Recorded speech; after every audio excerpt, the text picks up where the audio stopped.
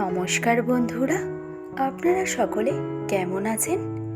আজকে আমি আপনাদের জন্য নিয়ে এসেছি বাঙালিদের অতি প্রিয় পছন্দের একটি অন্যতম রেসিপি আলু পোস্ত, যেটি যে কোনো দিনের লাঞ্চে গরম ভাত, টক ডাল অথবা বিউলির ডালের সাথে খেতে লাগে অমৃত।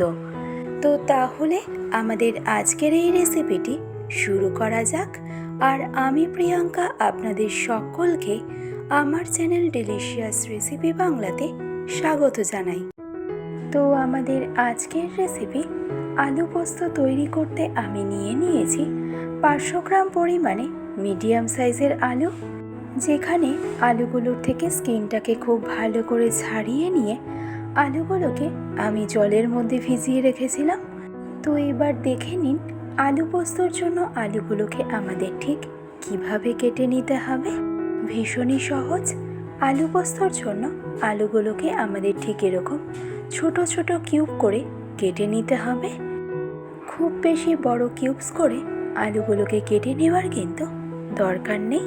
তো দেখুন, আলুটাকে কেটে নেওয়া কিন্তু আমার একদম কমপ্লিট। আর এই একইভাবে বাকি আলুগুলোকেও আমি ছোট ছোট কিউবস করে কেটে নিয়েছি।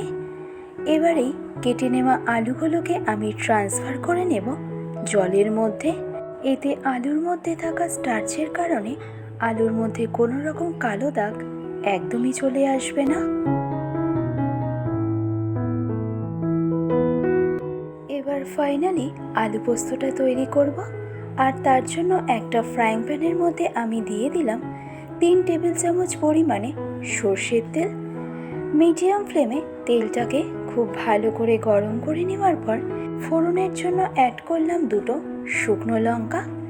এবার লো ফ্লেমে শুকনো লঙ্কাটা জাস্ট 10 থেকে 15 সেকেন্ড ফ্রাই করে নেওয়ার পর শুকনো লঙ্কার কালারটা একটু লালচে হয়ে এলেই আমি অ্যাড করে নিলাম 1 চা চামচ পরিমাণে পাঁচফোড়ন। আর তারপরে দিয়ে দিলাম কেটে রাখা আলুগুলোকে। আরও একটা ইম্পর্টেন্ট বিষয়, এই সময় অবশ্যই খেয়াল রাখবেন ফোড়নের মশলা অর্থাৎ পাঁচফোড়নটা যেন কোনোভাবেই পুড়ে না যায়, তাহলে আলু পোস্তর মধ্যে কিন্তু একটা তিতকুটে ভাব চলে আসবে। তো এবার মিডিয়াম টু হাই ফ্লেমে আলুটাকে আমাদের খুব ভালো করে ফ্রাই করে নিতে হবে, যতক্ষণ না আলুটা 50 to 60% মতন ফ্রাই হয়ে যাচ্ছে আর আলুর মধ্যেও একটা হালকা কালার চলে আসছে। তো ফাইনালি আলুটা 50 to 60% ফ্রাই করে নেওয়া হয়ে গেলে এবার আমি এই পর্যায়ে অ্যাড করে নিলাম 1 পিঞ্চ মতন রেগুলার সল্ট ও 1 পিঞ্চ মতন হলুদ গুঁড়ো। তবে আলু পোস্তর জন্য হলুদটা এখানে অপশনাল, আপনারা চাইলে হলুদ নাও ব্যবহার করতে পারেন। তো নুন আর হলুদটা ইভেনলি ভালো করে মিশিয়ে নেওয়ার পর এবার আমি অ্যাড করে নিলাম 2 কাপ পরিমাণে গরম জল। এবার সব কিছু একবার খুব ভালো করে মিশিয়ে নিয়ে এই পর্যায়ে গ্যাসের ফ্লেমটাকে একদম হাইতে রেখে ঢাকনা চাপা দিয়ে আলুটাকে আমি বয়েল হতে দেব মিনিমাম 10 মিনিট।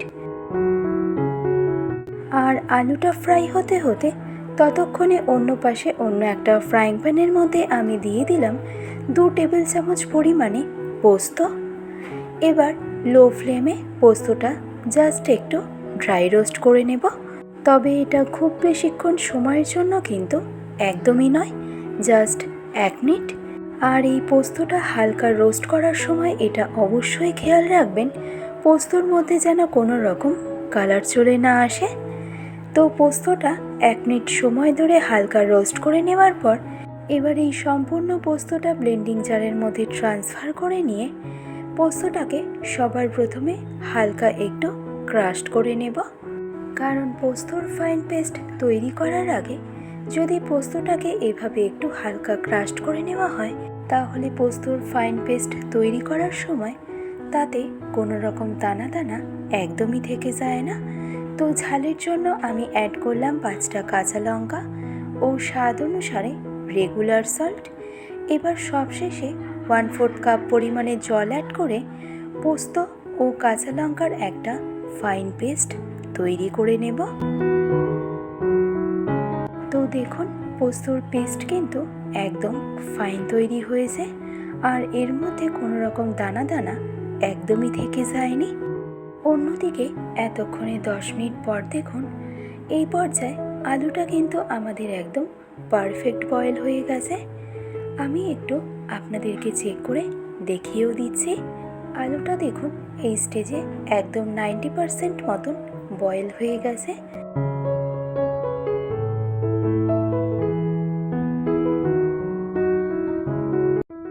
তো আলুটা 90% মতন বয়েল হয়ে গেলে এবার আমি টেস্ট ব্যালেন্সের জন্য অ্যাড করে নিলাম 2 চা চামচ পরিমাণে চিনি। ওর সাথে অ্যাড করে নেব তৈরি করে রাখা পোস্ত ও কাঁচা লঙ্কার পেস্টটা। এবার মিডিয়াম ফ্লেমে পোস্তর পেস্টটাকে আলুর সাথে ইভেনলি আমাদেরকে খুব ভালো করে মিশিয়ে নিতে হবে। আর মিডিয়াম ফ্লেমে এবার সম্পূর্ণ রান্নাটাকে আমাদের কুক করে নিতে হবে ততক্ষণ পর্যন্ত যতক্ষণ না আলু পোস্তর মধ্যে একটা মাখো মাখো টেক্সচার চলে আসছে। আর সাধারণত এরকম টেক্সচারের আলু পোস্তই খেতে কিন্তু সব থেকে বেশি ভালো লাগে। তো এবার আমি অ্যাড করে নেব 3টে চেরা কাঁচা লঙ্কা আর তারপর ফাইনালি ভালো করে মিশিয়ে নেব।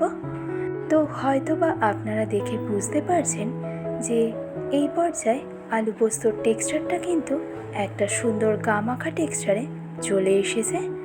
আর ঠিক এরকম টেক্সচার চলে এলেই গ্যাসের ফ্লেমটাকে আমাদের অফ করে দিতে হবে, কারণ যেহেতু আলু অনেকটাই জল টানে তাই আলু পোস্ত সম্পূর্ণভাবে ঠান্ডা হয়ে গেলে এই টেক্সচারটা কিন্তু অনেকটাই ব্যালেন্সে চলে আসবে। তৈরি হয়ে গেল আমাদের আজকের রেসিপি আলু পোস্ত। যে কোনো দিনের লাঞ্চে গরম ভাত সাথে টক ডাল অথবা বিউলির ডালের সাথে সার্ভ করে নিতে পারেন আমাদের আজকের রেসিপি আলু পোস্ত।